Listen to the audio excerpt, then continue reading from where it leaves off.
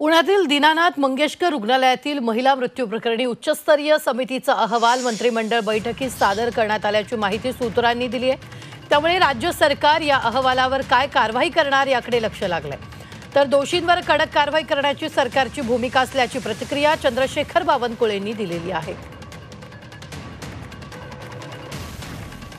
आरोग्य विभाग काम करतात आहे। प्राथमिक अहवाल आलेला आहे।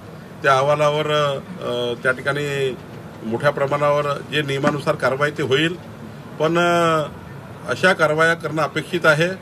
कारण अशा कारवाया झाल्या नाही तर राज्यामध्ये सुळसुळाट वाढेल आणि कोणीही गरीब माणसाचा जीव जाईल। त्यामुळे पुढच्या काळामध्ये अशा हॉस्पिटल पैशाकरता रंगदारी करतात आणि गरीब माणसाला लुटण्याचा प्रयत्न करतात, त्यावर मात्र कारवाई झाली पाहिजे आणि त्याकरता पूर्ण मंत्रिमंडळ त्या बाजूने आहे।